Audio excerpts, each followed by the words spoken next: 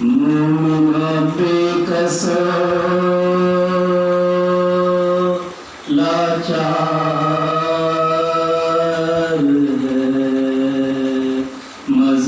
مظلوموں سے، مومنوں بے کسو لاچار مظلوموں سے، سخت آفت میں گرفتار ہے مظلوموں سے، دل شکستہ جگر افگار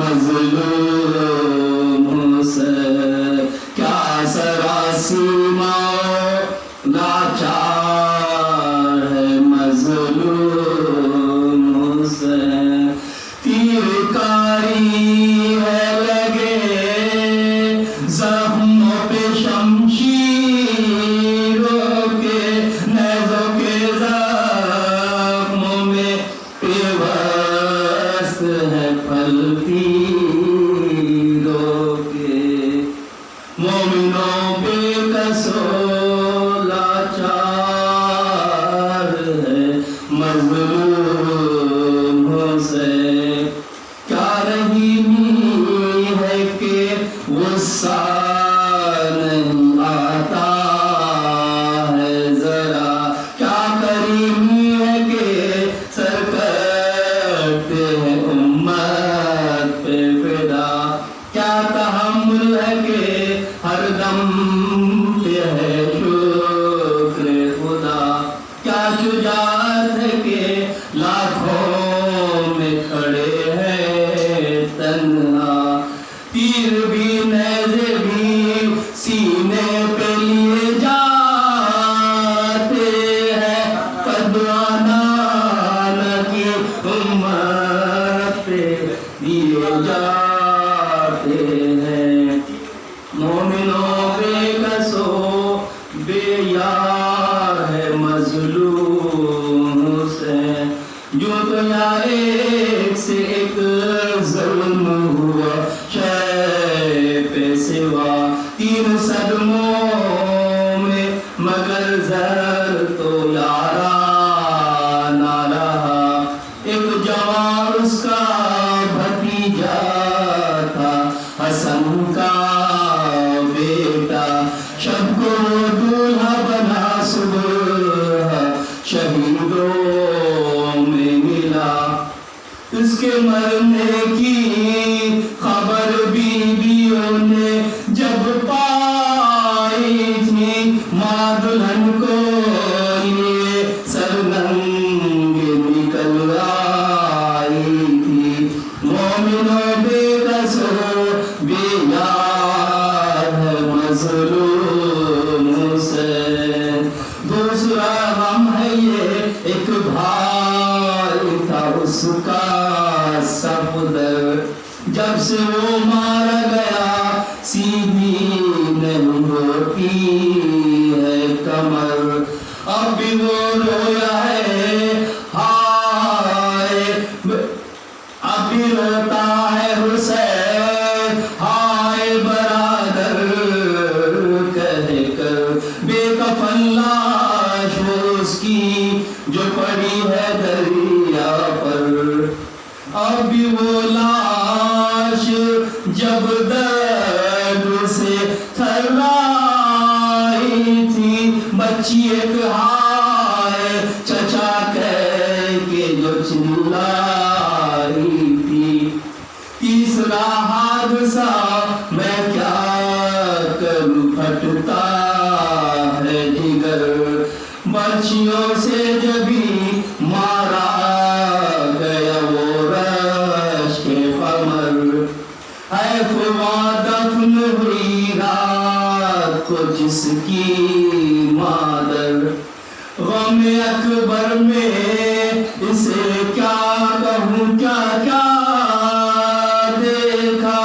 چشم افلاک نے زینب کو کھلے سر دیکھا، مومنوں بے کسو بے یار ہے مظلوم سے سخت آفت میں گرفتار ہے مظلوم سے اور محمد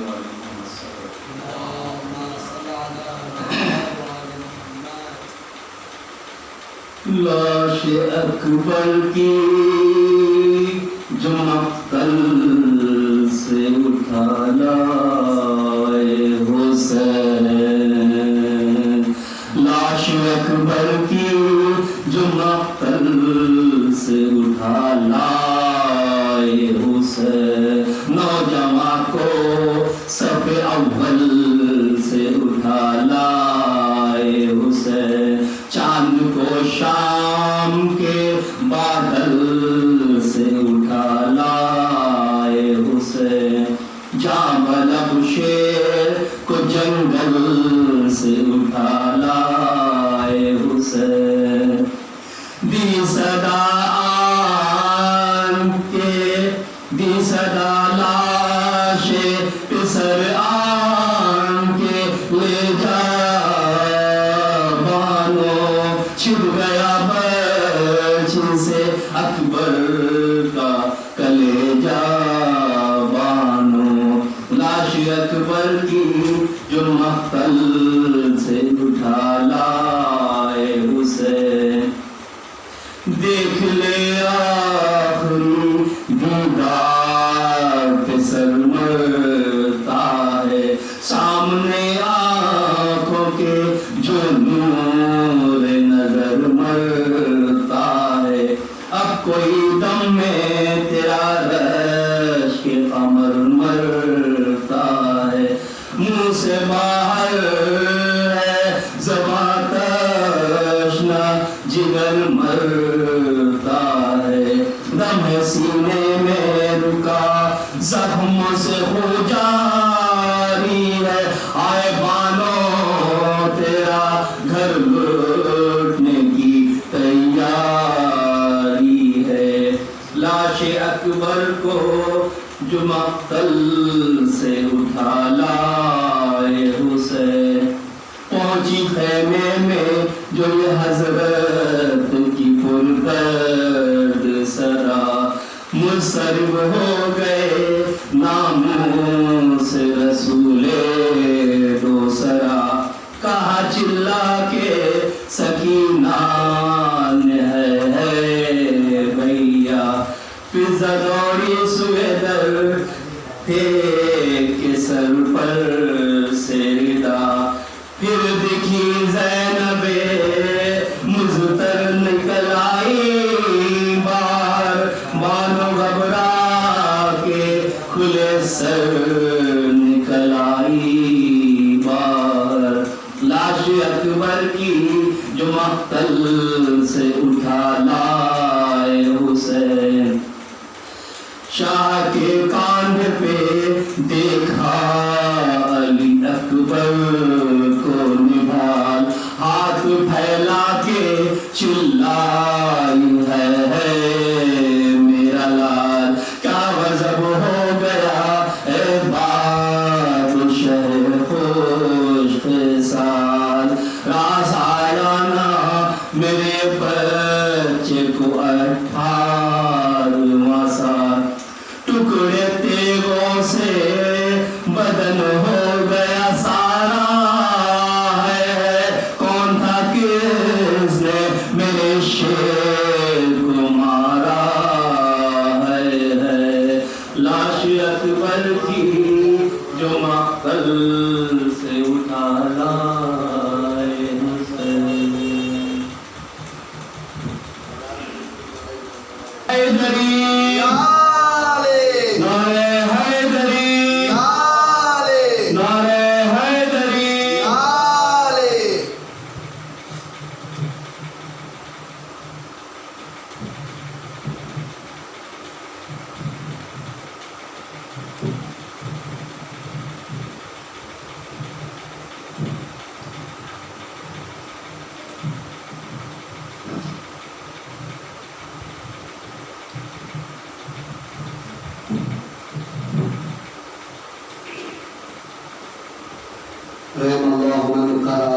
الفاتحہ۔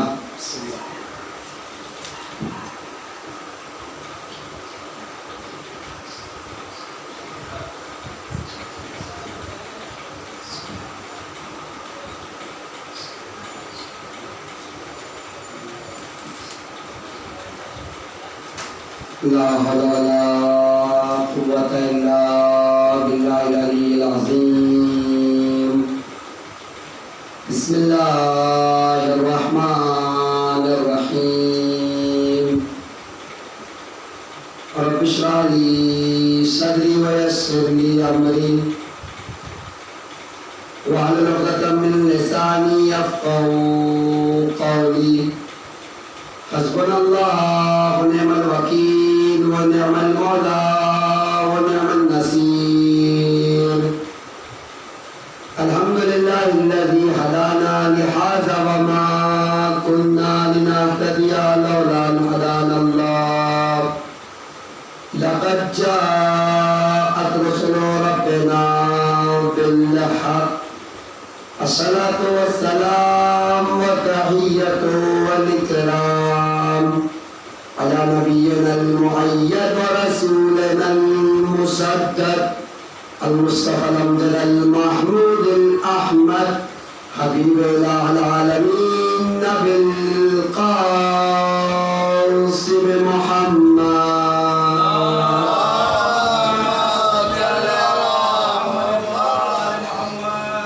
وعلى آل بيته الطيبين الطاهرين المعصومين ولعنة الدائمة على أعدائهم ومعاندهم وظالمهم وغاصب حقوقهم ومنكري فضائلهم وشاكين فيهم أجمعين۔ أما بعد فقد قال تبارك وتعالى في القرآن الكريم وفرقان الحميد: بسم الله الرحمن الرحيم۔ يا أيها الرسول بلغ ما أنزل إليك من ربك وإن لم تفعل فما بلغت رسالة والله يعصمك من الناس۔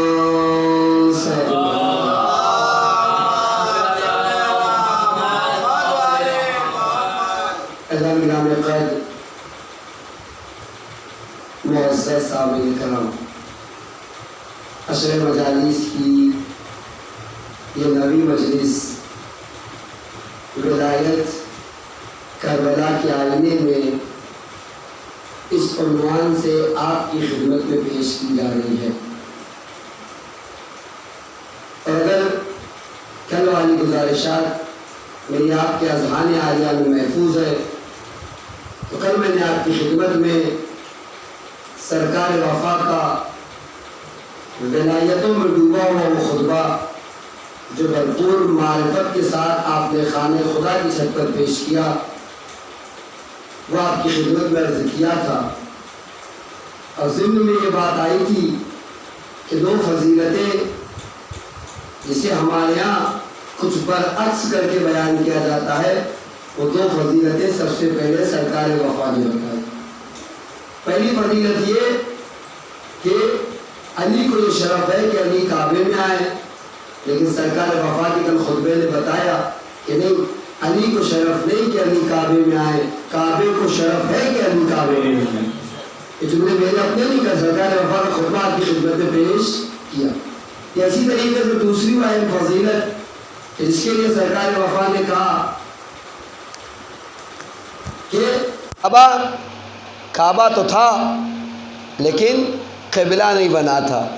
جب تک 13 رجب کو علی کی شکل میں روح کعبہ کعبے میں نہیں آ گئی تب تک خدا نے کعبے کو قبلہ نہیں بنا۔ یہ دو فضیلتیں تھیں جو سرکار وفا نے کل اپنے خطبے میں بیان کی، جو میں آپ تک پہنچا چکا ہوں۔ گفتگو اپنے آخری مراحل میں ہے تو اب یہ سمجھنے کی ضرورت ہے کہ کس طریقے سے کہاں کہاں سے اظہار ولایت ہونا چاہیے۔ اس بات کو پہنچانے کے لیے ایک بڑی مشہور روایت ہے ہمارے پاس، مگر اتفاق اس کے ساتھ ایسا ہے کہ کبھی بھی وہ پوری نہیں پڑھی جاتی۔ نہیں معلوم اس روایت پہ ظلم ہے یا نہیں معلوم لوگوں تک نہیں پہنچتی۔ اب دیکھیں میں روایت پیش کرتا ہوں۔ تاریخ کہتی ہے مسجد نبوی ہے، اصحاب کا مجمع، اللہ کے رسول منبر پر تشریف فرمائے۔ اچھا ہوتا یہ تھا کہ جب رسول اللہ منبر پر ہوتے تھے تو اکثر ایسا ہوتا تھا کہ صحابہ اپنے سوالات پوچھتے تھے اور اللہ کے رسول ان سوالات کے جواب دیتے تھے۔ آج جب اللہ کے رسول منبر پہ گئے تو اللہ کے رسول نے کہا کہ آج تم نہیں، میں تم سے سوالات کروں گا۔ مجمع، یا رسول اللہ آپ سوالات کریں گے؟ ہم بھی بھلا اس لائق ہے کہ آپ کے سوالات کے جواب دیں؟ اس پہ بھی آپ پوچھ لیجئے، کچھ معلوم ہوگا تو بتا دیں گے۔ وہ سمجھے کہ اللہ کے رسول ان سے کوئی علمی سوال پوچھنے جا رہے ہیں، جبکہ اللہ کے رسول کا مقصد کچھ اور تھا۔ تاریخ کہتی ہے اللہ کے رسول نے پہلا سوال کیا، بتاؤ تم میں سے کون ہے جو روزانہ رات میں عبادت کرتا ہے اور پوری پوری رات عبادت میں گزارتا ہے؟ اللہ کے رسول کا پہلا سوال، تم میں سے کون ہے جو پوری پوری رات عبادتوں میں گزارتا ہے؟ اس کے بعد اللہ کے رسول کہتے ہیں میرا دوسرا سوال یہ ہے کہ تم میں سے کون ہے جو سال کے 12 مہینے روزے رکھتا ہے؟ پھر اللہ کے رسول تیسرا سوال کرتے ہیں تم میں سے کون ہے جو روزانہ ایک ختم قرآن کرتا ہے؟ اچھا آج کا زمانہ تو ان تصورات سے بہت دور کہ کوئی رات بھر عبادت کر رہا ہو، کوئی دن بھر میں قرآن ختم کر رہا ہو، کوئی سال کے 12 مہینے روزے رکھ رہا ہو۔ لیکن وہاں تو مجمع پھر بھی صحابہ کا تھا، حافظان قرآن تھے، عبادتوں کو ترجیح تھی، لیکن اس کے باوجود مجمع یہ سمجھ رہا تھا کہ اگر یہ کام میں نہیں کرتا تو کوئی اور بھی نہیں ہوگا جو اس کام کو کرتا ہوگا۔ ظاہر سی بات ہے اتنے سخت کام ہے کون انجام دیتا ہوگا؟ تو ہر کوئی یہ سمجھ رہا تھا کہ اگر یہ کام میں نہیں کرتا تو کوئی اور بھی ایسا نہیں ہو سکتا جو اس کام کو انجام دیتا ہو۔ ابھی اللہ کے رسول خاموشی ہوئے تھے، 250 سے 300 سالہ صحابی، تقریباً 300 سال کی عمر اللہ نے عطا کی تھی جناب سلمان فارسی، اس عالم ضعیفی میں اپنے مقام سے کھڑے ہو کے کہتے انا یا رسول اللہ، اے اللہ کے رسول میں یہ تینوں کام انجام دیتا ہوں۔ اچھا اس سے پہلے کہ رسول اللہ کچھ پوچھتے مجمع میں کھلبلی مچ گئی، چیمی گوئیاں ہونے لگی، کانا پوسی ہونے لگی۔ اچھا ہونا بھی چاہیے، اس لیے کہ کچھ لوگ ایسے تھے جو کہہ رہے تھے کہ کتنے موقع ایسے آئے کہ ہم کسی پروگرام میں سلمان فارسی ہمارے ساتھ بیٹھے ہوئے اور کہہ رہے رات بھر عبادت کرتا ہوں، ہر رات عبادت کرتا ہوں۔ اچھا کوئی بات نہیں، پروگرام میں نہیں، کتنے موقع دن میں ایسے آئے کہ جب جناب سلمان فارسی دعوت میں ہمارے ساتھ تھے کھانے پر اور کہتے سال کے 12 مہینے روزے رکھتا ہوں۔ کتنے لوگ کہہ رہے تھے کہ کتنے موقع آئے سلمان فارسی ہمارے ساتھ دن بھر کام میں مشغول رہے، اور آج کہتے کہ دن میں روزانہ ایک ختم قرآن کرتا ہوں۔ پتہ اللہ کے رسول نے کیا کہا؟ سلمان، کہ یا رسول اللہ، کہ مجمع کی حالت دیکھ رہے ہو؟ کہ جی رسول اللہ دیکھ رہا ہوں۔ کہ کیوں نہیں ان کے سوالات کے جوابات دیتے؟ کہ یا رسول اللہ آپ اجازت دے، عرض کیے دیتا ہوں۔ کہ بسم اللہ یا سلمان۔ جناب سلمان فارسی کہتے ہیں یا رسول اللہ آپ ہی نے تو کہا تھا جو شخص رات کو سونے سے پہلے وضو کر کے بستر پہ جائے گا سمجھنا سونے نہیں جا رہا، مصلی عبادت پر جا رہا ہے۔ یا رسول اللہ رات میں روزانہ سونے سے پہلے وضو کر کر بستر پر جاتا ہوں، اس طریقے سے پوری رات کا ثواب حاصل کر لیا کرتا ہوں۔ اس کے بعد سلمان فارسی کہتے ہیں یا رسول اللہ آپ ہی نے تو قرآن کی آیت پڑھی تھی من جاء بالحسنۃ فلہ عشر امثالھا، جو شخص ایک نیکی انجام دے گا اس کو 10 برابر 10 گنا ثواب ملے گا۔ یا رسول اللہ ہر مہینے میں 3 روزے رکھتا ہوں، ایک روزہ 10 روزے کے برابر، اس طریقے سے پورے مہینے کے روزوں کا ثواب حاصل کر لیا کرتا ہوں۔ اب اور کوئی جانے گرامی، اچھا یہ آیت میں نے پڑھی ہے تو تھوڑی سی وضاحت کروں شاید ہمارے کام کی ہو۔ آپ دیکھیں آیت کیا ہے، اتنی مشہور ہے یہ بات ہمارے پاس کہ ہمیں پتہ ہو کہ نہ پتہ ہو یہ آیت ہے، ہر کوئی کہتا ہے کہ جو ایک نیکی کرے گا اس کو کیا ملے گا؟ 10 گنا. یہ تو بات مشہور ہے نا. اچھا قرآن کی آیت بھی ہے من جاء بالحسنۃ فلہ عشر امثالہا، کہ جو شخص ایک نیکی کرے گا اسے 10 گنا ملے گی. البتہ یہ اس کا مفہومی ترجمہ ہے. اگر آپ جا کے عربی نہ لوگوں سے یا جو لوگ عربی جانتے ہیں اسے معلوم کہ جاء من جاء، یہ جو جاء کی لفظ ہے عربی میں اس کے معنی پتہ ہے کیا؟ آنے کے. جاء زید، زید آیا. مطلب کیا؟ میں ابھی کیا پیش کرنا چاہ رہا ہوں کہ اگر اس آیت کے لفظی ترجمے کو دیکھا جائے تو اصل ترجمہ یہ نہیں ہے کہ جو نیکی کرے گا اس کو 10 گنا ثواب ملے گا، بلکہ ترجمہ یہ ہونا چاہیے جو نیکی لے کر آئے گا اس کو 10 گنا. کیا مطلب نیکی لے کر آئے گا؟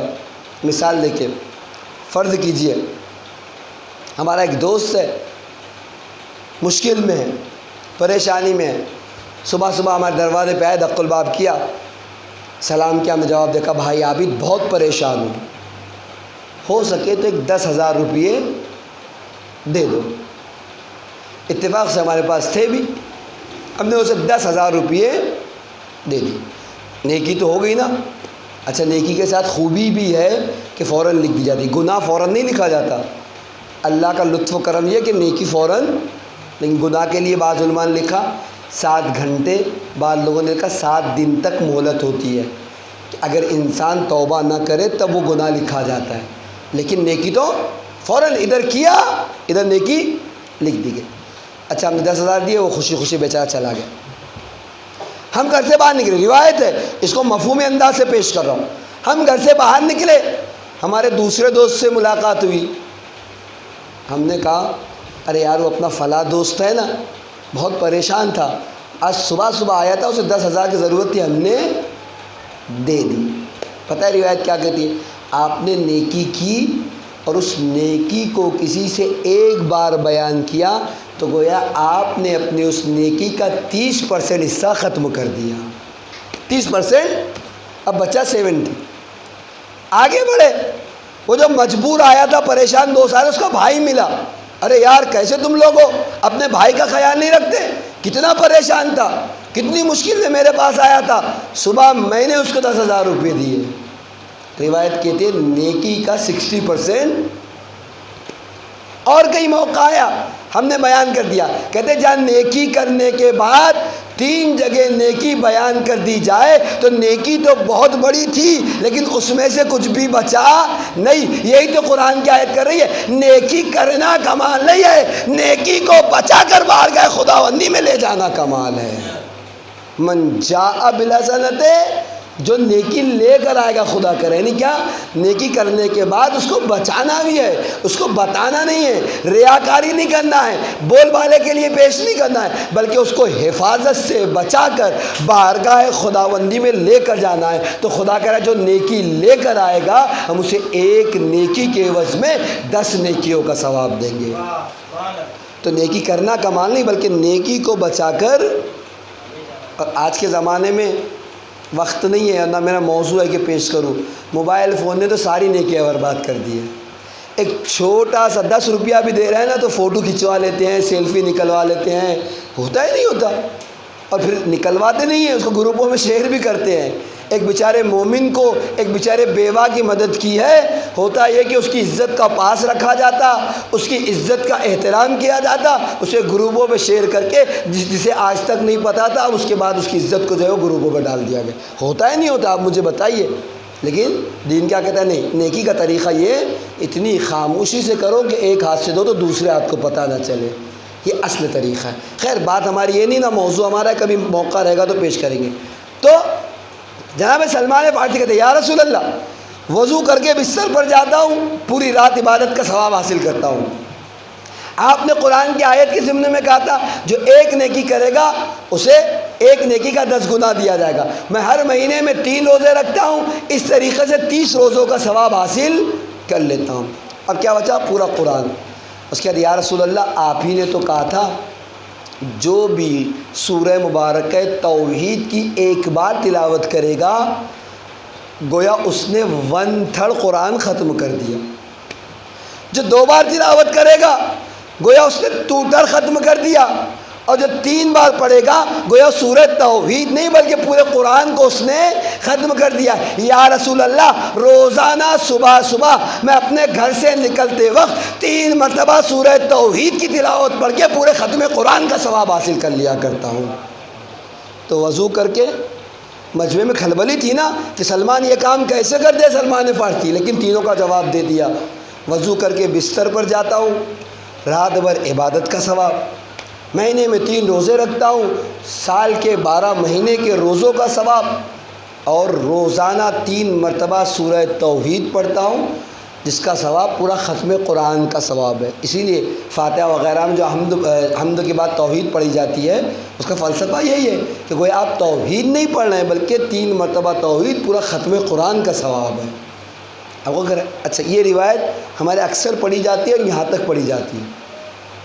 ہوا کیا، اس کے بعد اصل بات جو پیش کرنی ہے وہ یہاں سے پیش کرنی ہے، لیکن اس بات کو پیش کرنے سے پہلے ایک جملہ کہوں۔ جو لوگ سلمان فارسی کے ایمان کو نہ سمجھ سکے وہ کل ایمان کے ایمان کو کیا سمجھتے ہیں؟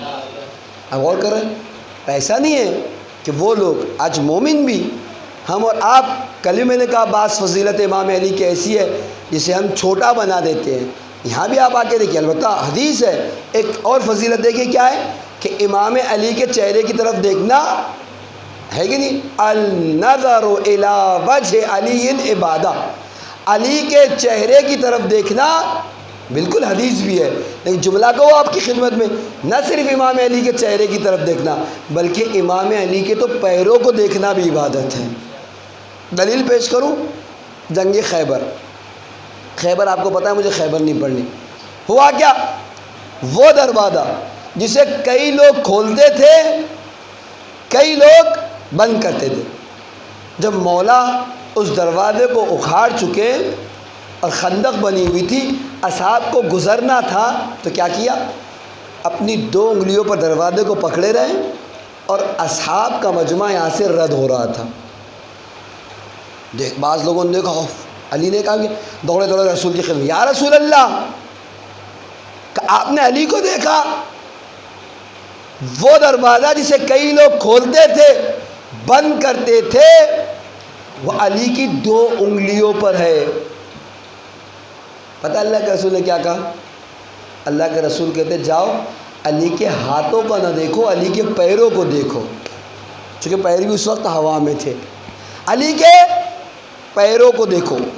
کاش کہ تھوڑا بہت عربی والی بات ہوتی تو میں آپ کی خدمت میں بہت اچھے سے بات پہنچا تھا، لیکن پھر بھی یہ دیکھو کی جو لفظ ہے یہ امر، آرڈر، دیکھو، آپ دیکھ رہے ہیں عربی میں جب بھی یہ امر کا صیغہ استعمال ہوتا ہے تو فقہا مجتہدین جو اصول فقہ کتابیں آگے کہتی ہے کہ جب بھی رسول یا امام امر کا، آرڈر کا یہ صیغہ استعمال کرے تو یا وہ واجب پر دلالت کرتا ہے یا مستحب پر دلالت کرتا ہے، اس سے کم پر دلالت نہیں کرتا۔ اللہ کے رسول کہہ رہے ہیں جا کے علی کے پیروں کو دیکھو، اگر مان بھی لیا جائے دیکھنا واجب نہیں ہے تو کم سے کم مستحب کے زمرے میں ثواب حاصل ہو جائے گا۔ آپ غور کریں صلوات پہ محمد و آل محمد۔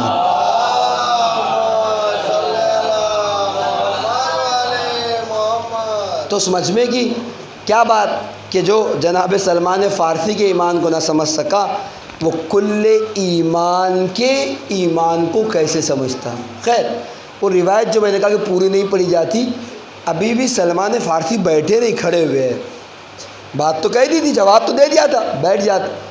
اللہ کے رسول کہتے ہیں سلمان جواب تو آپ نے دے دیا، کھڑے کیوں ہے، بیٹھ جائیے۔ کہ اللہ کے رسول یہ حدیث جب آپ نے بیان کی، جو باتیں میں نے بیان کی، جو حدیث آپ نے بیان کی، اس کے بعد ایک جملہ آپ نے اور کہا تھا، اگر اجازت دے تو اسے بھی بیان کروں۔ کہ بسم اللہ سلمان فارسی، کہ یا رسول اللہ جب آپ یہ کہہ رہے تھے کہ جو شخص وضو کر کے بستر پر جائے گا اسے پوری رات عبادت کا ثواب ملے گا، جو شخص ایک نیکی کرے گا اسے 10 گنا ثواب دیا جائے گا، اور اس کے بعد آپ نے کہا تھا جو بھی ایک بار سورہ توحید پڑھے گا اسے 1/3 قرآن کا 2 بار پڑھے گا 2/3 قرآن کا 3 بار پڑھے گا، کل قرآن پڑھنے کا ثواب حاصل۔ اس کے بعد آپ نے اپنے چہرے انور کو علی کی طرف موڑا تھا اور موڑ کے کہا تھا یا علی مثلک کمثل التوحید فی القرآن، اے علی تمہاری مثال سورہ توحید کی سی ہے جو قرآن میں پایا جاتا ہے۔ یہ بات مکمل کر لی، لیکن ایک بات سمجھنے کی ضرورت ہے کہ اللہ کے رسول کہنا کیا چاہ رہے ہیں کہ قرآن میں سورہ توحید کی مثال ہے کس کی؟ امام علی کی، یعنی کیا مقصد اللہ کے رسول کہنا کیا چاہتے ہیں؟ شاید رسول اللہ سمجھانا چاہ رہے ہو، یاد رکھو جب علی کی محبت دل میں آ جائے نا تو 30% ایمان مکمل ہو گیا، 1/3 ایمان مکمل ہو گیا۔ بڑے غور سے سننا، ولایت کے آخری مرحلے تک آپ کو لے جا رہا ہوں۔ جب بھی دل میں علی کی محبت آ جائے تو سمجھنا 1/3 ایمان مکمل ہو گیا۔ جب دل کے ساتھ ساتھ زبان علی علی کرنے لگے تو سمجھ لینا 2/3 ایمان مکمل ہو گیا۔ آپ کہتے ہیں نا زبان کے ساتھ دل بولا، جب اس مرحلے میں آ جائے تو 2/3 ایمان مکمل ہو گیا۔ لیکن جب دل اور زبان کے ساتھ ساتھ اعضاء و جوارح بھی علی علی کرنے لگ جائے تو سمجھنا ایمان مکمل ہو گیا۔ یا علی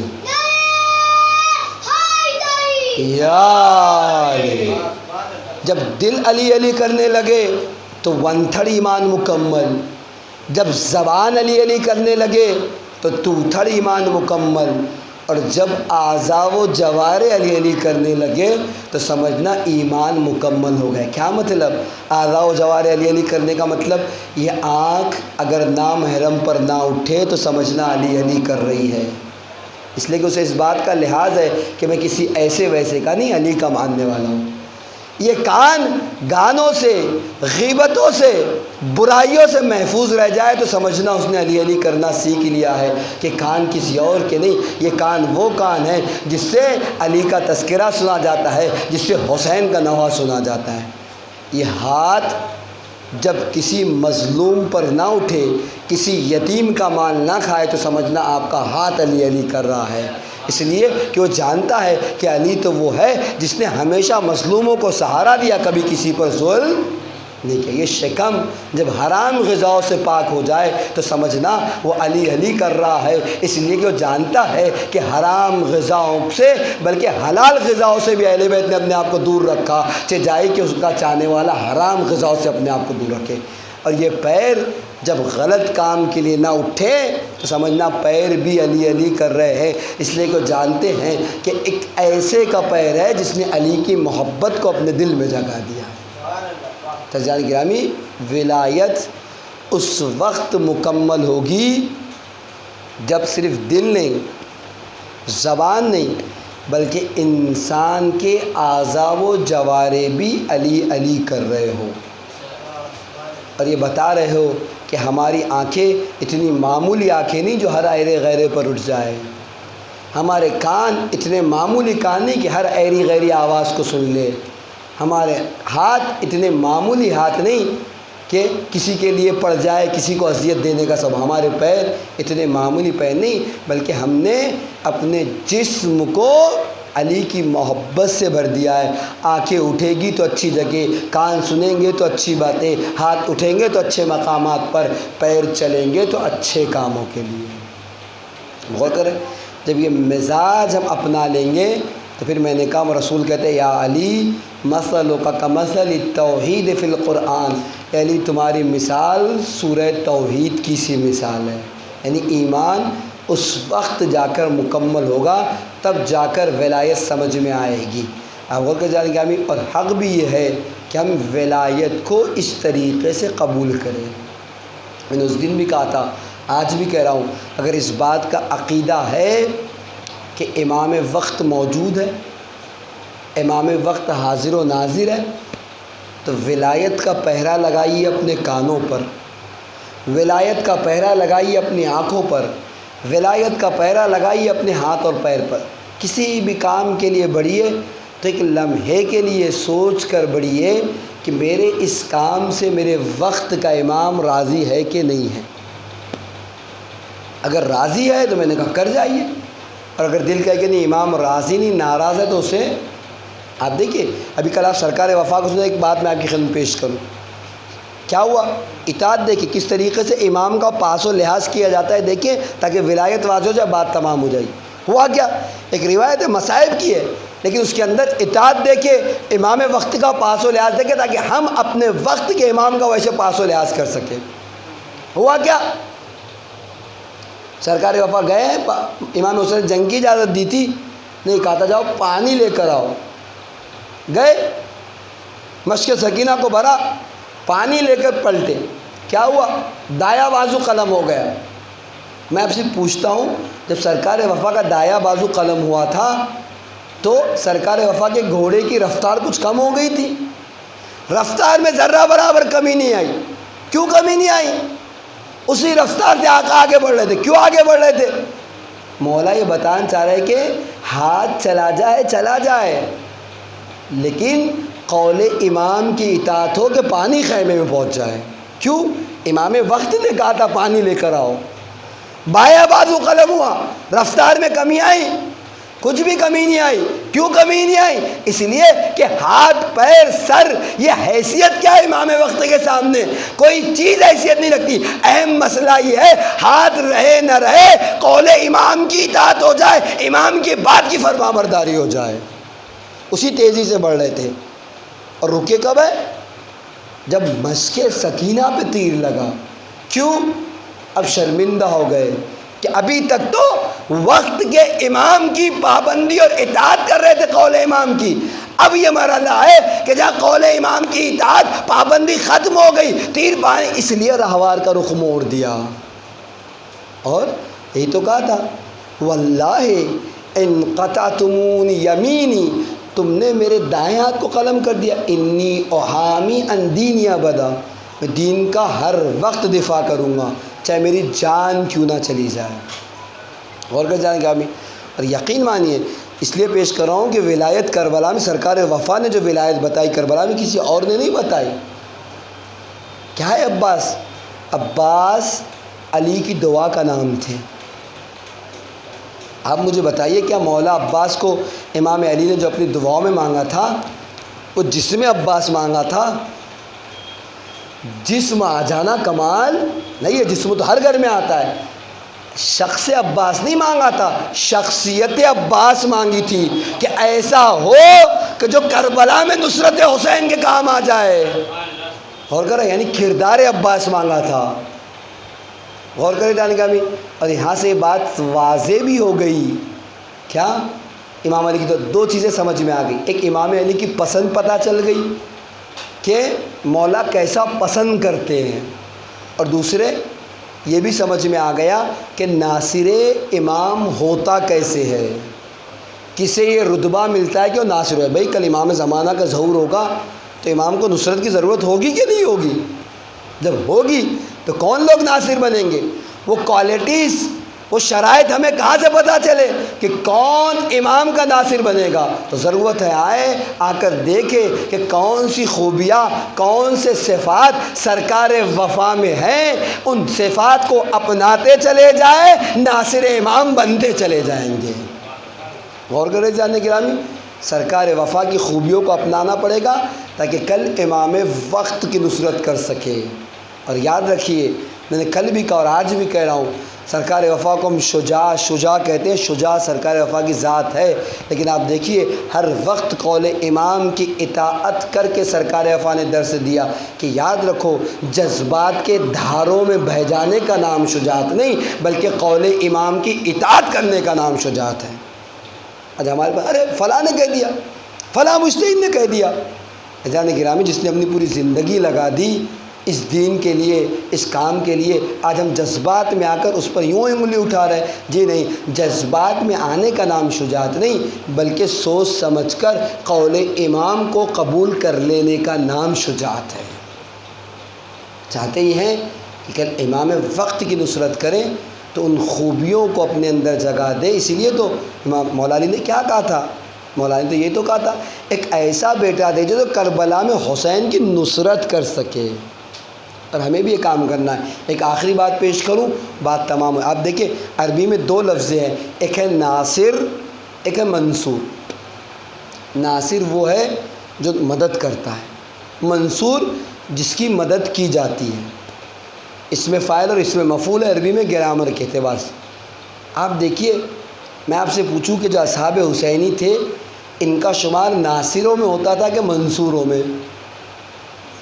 ناصر تھے، کبھی دین کی نصرت کر رہے تھے اور کبھی امام حسین کی نصرت کر رہے تھے۔ اور اگر آج میں آ کے پوچھوں کہ میرا شمار ناصر میں ہے یا منصور میں، معاف کریے گا، میں نے ہمیشہ کربلا سے لیا ہے، کربلا کو کچھ دیا نہیں ہے نہیں ہے۔ اولاد لیتا ہوں میں کربلا سے، منتیں مانگتا ہوں میں کربلا سے، مال اور دولت لیتا ہوں میں کربلا سے۔ کبھی میں نے آ کے سوچا بھی کہ زندگی بھر میں کربلا سے لیتا ہی رہا ہوں، کبھی کربلا کو کچھ دیا بھی کہ نہیں دیا؟ لہٰذا لیں، بالکل کربلا اسی لیے ہے کہ لیں، غیر لیتے ہیں آپ بھی لیں، لیکن صرف لینے کا جذبہ مت رکھیے، کربلا کو دینے کا جذبہ بھی پیدا کیجیے۔ اپنے آپ کو منصوروں میں نہیں ناصروں میں شمار کیجیے۔ اب وہ دینا ہر قسم کا ہو سکتا ہے، کبھی کربلا کو وقت دے کر کربلا کی نصرت کیجیے، کبھی کربلا کو اولاد دے کر کربلا کی نصرت کیجیے، کبھی کربلا کو مال دے کر کربلا کی نصرت کیجیے کہ مولا حسین کل ہم نہیں تھے، آج ہے، جو کر سکتے ہیں کربلا کے لیے قربان کریں گے۔ اب غور کریں، تب جا کر یہ نصرت کا جذبہ ہمارے اندر پیدا ہوگا۔ مال دے کر دیکھیے، اولاد کی ضرورت ہو دے کر دیکھیے، وقت دے کر دیکھیے، یہ نہ کہیے کہ وقت نہیں ہے فلاں کام ہے۔ جی ہاں بالکل، اللہ آپ کو رزق دے، رزق میں برکت دے، لیکن سارے کاموں کے ساتھ آئیے کچھ وقت نکالیے کہ کربلا والوں پر وقت دیں۔ جی ہاں پیسہ ختم ہو جائے گا، جی ہاں ہونے دیجیے، ختم تو ہر چیز ہوتی ہے، لیکن آ کے کچھ حصہ کربلا کے نام پر نکالیں، تاکہ جب یہ چھوٹی چھوٹی پریکٹسیں، چھوٹی چھوٹی عادتیں ہم دینے کی کریں گے تو کل امام وقت آئیں گے تو پھر ہمیں تکلیف نہیں ہوگی۔ لیکن اگر آج سے عادت کیے ہوئے نہیں ہوں گے نصرت کی، ناصر بننے کی، تو کل امام وقت آئیں گے تو بہت سخت ہوگا۔ ایک آدمی جس نے کبھی جیب میں ہاتھ نہیں ڈالا، امام وقت کو خدا نہ کرے کسی مرحلے پہ ایسی ضرورت پڑ جائے کہ جہاں کو جیب میں ہاتھ ڈالنے کی ضرورت ہو، تو جسے عادت نہیں ہو کیسے ڈالے گا؟ وقت کی ضرورت ہو امام وقت کو، کبھی وقت دیا نہیں تو اس دن بھی یہی کہیں گے ارے مولا ابھی تو آفس کا ٹائم ہے، ارے مولا ابھی تو مثلا فلاں کو فلاں جگہ چھوڑنے جانا ہے۔ جی نہیں، وہاں وقت نہیں ہوگا، وہاں فیصلہ لینا پڑے گا، سوچنا نہیں پڑے گا۔ تو یہ وہی لوگ فیصلے لے سکیں گے کہ جو لوگ ابھی سے اپنے آپ کو کربلا کے ذریعے سے آمادہ کر چکے ہیں۔ یقین مانیے، میں اپنے جملے روایت پیش کروں، جب مولا آئیں گے خانہ خدا کی، روایت دیکھیں، چھت سے ٹیک لگائے ہوں گے، آواز لگائیں گے جا الحق، قرآن کی آیت ہے، ذاق الباطل ان الباطل کان زہوقا، حق آ گیا باطل چلا گیا۔ باطل کو تو چلا ہی جانا تھا۔ امام یہ آواز لگائیں گے اور یہ آواز سارے کانوں تک پہنچے گی، کائنات کی کوئی مخلوق ایسی نہ ہوگی جس تک یہ آواز نہیں پہنچے۔ اب روایت آگے کیا کہتی ہے پتہ ہے؟ دو طرح کے لوگ ہوں گے جو امام کی خدمت میں پہنچنا چاہیں گے۔ کچھ لوگ تو وہ ہوں گے کہ جو کہیں گے امام وقت کی آواز آ گئی، امام کا ظہور ہو گیا، اپنے گھروں سے نکلیں گے۔ روایت کہتی کیا ہوگا پتہ ہے؟ ایک قدم ان کے گھر میں ہوگا تو دوسرا قدم ان کا خانہ کعبہ میں ہوگا، مکہ مکرمہ میں۔ روایت کے جملے، ان کچھ لوگ ارے مولا کا ظہور ہوگا، میری بیوی کا کیا ہوگا، میرے بچوں کا کیا ہوگا، میرے مال کا کیا ہوگا، میرے فلیٹس کا کیا ہوگا، میری زمینوں کا کیا ہوگا۔ روایت کہتی ہے وہ لوگ وہیں رہ جائیں گے، امام کی خدمت میں پہنچ نہ سکیں گے۔ تو اگر آج سے جذبہ پیدا نہیں کیا ہے کہ امام کی نصرت پر ان چیزوں کو قربان کریں، تو کل کچھ بھی کر لیجئے وہاں تک نہیں پہنچ سکتے۔ گرامی، جب یہ ولایت آتی ہے نا تو پھر مال دولت دنیا سب ہیچ ہو جاتی ہے، اس کی کوئی حیثیت، حتیٰ زندگی کی کوئی حیثیت انسان کی نگاہ میں نہیں۔ آئیے کربلا میں اس کو بھی دیکھیے، تاریخ میں کیا لکھا؟ جب قافلہ حسینی کربلا کے قریب ہے، ایک وقت آیا امام حسین کو ہلکی سی آنکھ لگی، جیسے ہی اٹھے آواز دی اللہ اکبر، بلند آواز سے تکبیر کی۔ جناب علی اکبر قریب ہے، بابا آپ نے تکبیر کہی؟ کہا بیٹا تکبیر کہی۔ کہا اچانک خیریت تو ہے؟ کہا نہیں بیٹا اکبر، ہلکی سی آنکھ لگی تھی، میں نے دیکھا کہ ہمارا قافلہ موت سے قریب ہو رہا ہے۔ 18 سال کا سن مبارک ہے، بھرپور جوانی ہے۔ کون ہے جو دنیا نہیں دیکھنا چاہتا؟ کون ہے جو اچھی اسٹائل لائف جینا نہیں چاہتا؟ یہی عمر تو ہوتی ہے جینے کی، جہاں لوگ خواب سجاتے ہیں، جہاں لوگ دنیا دیکھنا چاہتے ہیں، جہاں لوگ دنیا کی لذتوں سے استفادہ کرنا چاہتے ہیں۔ لیکن 18 سال کا کڑیل جوان ہے، ولایت آتی ہے تو دیکھیں دنیا کس طریقے سے ہیچ ہو جاتی ہے۔ کہتے بابا السنا علی الحق، کیا ہم حق پر نہیں ہیں؟ امام سے کہتے بیٹا اکبر اگر ہم حق پر نہیں ہوں گے تو کون ہوگا حق پر؟ کیا کہتے بابا کیا فرق پڑتا ہے، موت ہم پر آن پڑے یا ہم موت پر جا پڑے؟ یہ موت کی تمنا ہے۔ جب ولایت آتی ہے تو کبھی موت شہد سے زیادہ شیریں، تو کبھی موت ہم پر آئے یا ہم موت پر جا پڑے، کیا فرق پڑتا ہے؟ یہ ولایت جان گرامی۔ یہی قافلہ جب کربلا پہنچ گیا اور شب عاشور نمودار ہوئی ہے، آج شب آئے گی نا، اتنی غمگین شب ہے، نہیں معلوم کیسے کیسے واقعات اپنے دامن میں لیے ہوئے ہیں۔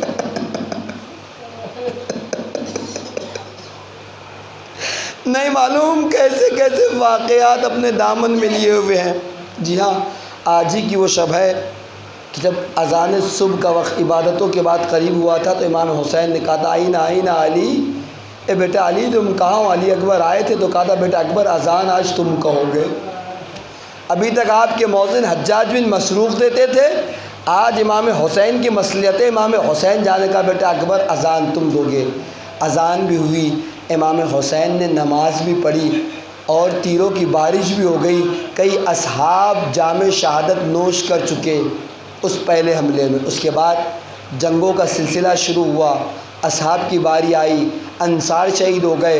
جب بنی ہاشم کی باری آئی ہے تو 18 سال کا کڑیل جوان علی اکبر اپنے بابا کے سامنے کھڑا ہے، بابا اذن وغا دے دیجیے۔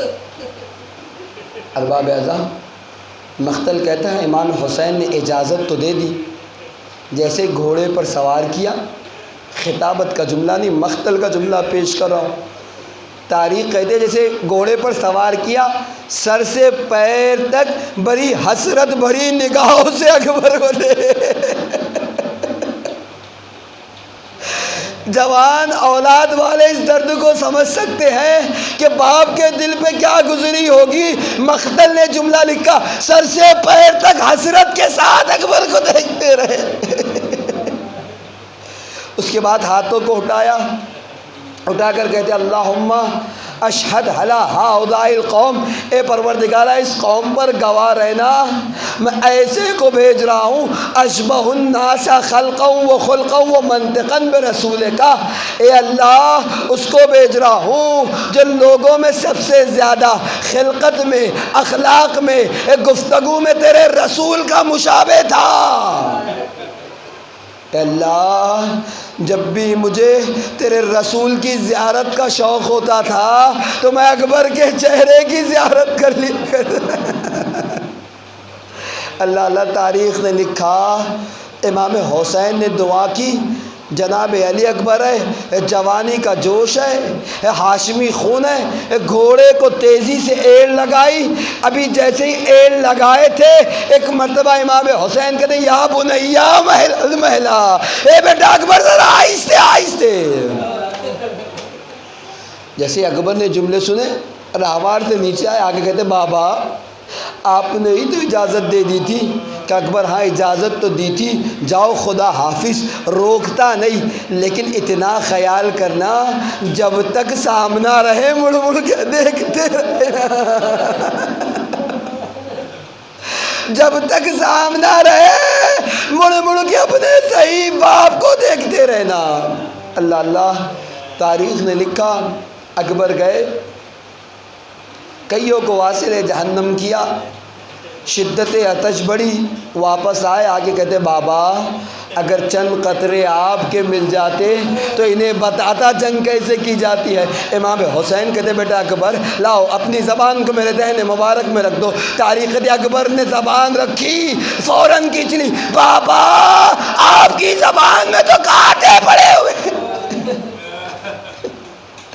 مقتل کہتا ہے امام حسین نے انگشتر کو دہان مبارک میں رکھا، اکبر جاؤ حوض کوثر پر آپ کے جد آپ کو سیراب کریں گے۔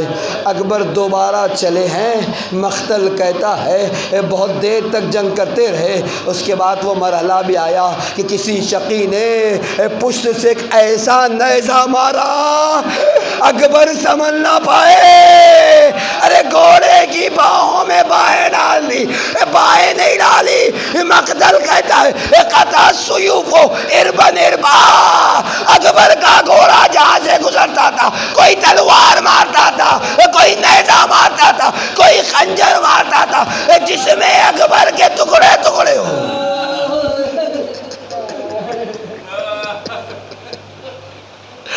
جس میں اکبر ٹکڑے ٹکڑے ہو گیا تھا۔ اللہ اللہ، تاریخ نے لکھا وہ مرحلہ بھی آیا جب اکبر پشت فرس سے زمین پر آئے، آواز دیا بتاؤ علیکہ منی سلام، اے بابا اکبر کا سلام آخر قبول کر لیجیے۔ اللہ اللہ، ایک عجیب احساس ہے۔ امام حسین چلے، آنکھوں میں روشنی کم ہو گئی، صحیح سے کچھ دیکھ نہیں پا رہے تھے۔ ارے کیسے دیکھتے جس کا کڑیل جوان علی اکبر۔ اللہ اللہ، تاریخ کہتی ہے آواز دیتے جاتے تھے اینا اینا علی، اینا اینا علی۔ کوئی پوچھتا تو صحیح کہ آقا حسین علی اکبر کو ڈھونڈ رہے یا اپنے بابا علی کو مدد کے لیے بلا رہے ہیں؟ تاریخ نے لکھا جیسے تیسے امام حسین اپنے کڑیل جوان کے قریب پہنچے۔ اللہ اللہ، مجھے نہیں معلوم کیا کیا امام حسین نے کیا، کیسے نیزے کی علی کو چھیلے، لیکن اتنا ضرور مقاتل کہتے ہیں کہ جب اکبر کی سانسیں رکی ہے، حسین چاہتے ہی ہے کہ اکبر کے لاشے کو خیمے تک لے جائے۔ مقتل نے اس منظر کو لکھا، بار بار امام حسین اٹھاتے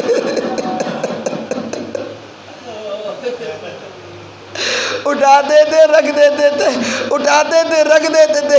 کئی بار کوششیں کی کہ کڑیل جوان اکبر کا لاشا اٹھ جائے، لیکن حسین نہ اٹھا سکے۔ ایک مرتبہ در خیمہ کا رقیہ آواز دے کے کہتے، اے بنی ہاشم کے بچوں، ذرا آؤ، حسین کو سہارا دو کہ کڑیل جوان کا لاشا اٹھ جائے۔ اے بنی ہاشم کے بچے آئے، حسین کو سہارا دیا۔ شہزادی زینب اس منظر کو در خیمہ سے دیکھ رہی تھی۔ شاعر کہتا ہے شہزادی نے آواز دے کے کہا ہوگا، لاشا ہے برابر کا، بھیا سے نہ اٹھے گا، میں پالنے والی ہوں، گودی میں اٹھا لوں گی۔ واہ حسینہ، واہ غربت۔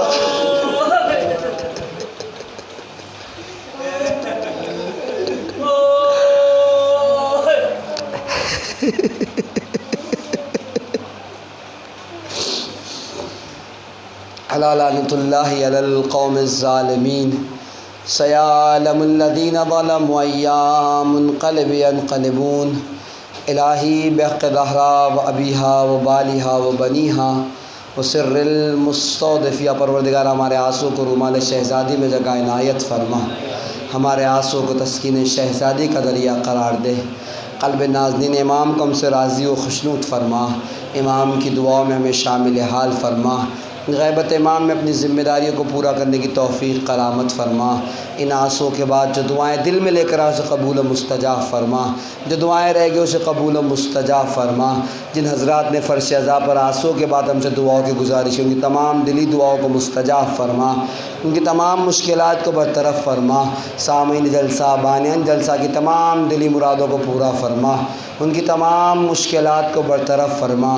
جہاں کے مومنین مسلمین بیماران شفائے کامل عاجل عنایت فرما، اس وبا کا خاتمہ فرما۔ میرے معبود اہم ترین دعائیں منتقم خون امام حسین یوسف زہرا امام زمانہ کے ظہور میں تعجیل فرما، امام کے مخلص غلاموں میں ہمارا شمار فرما۔ ربنا تقبل منا انک انت السمیع العلیم۔ ماتن حسین۔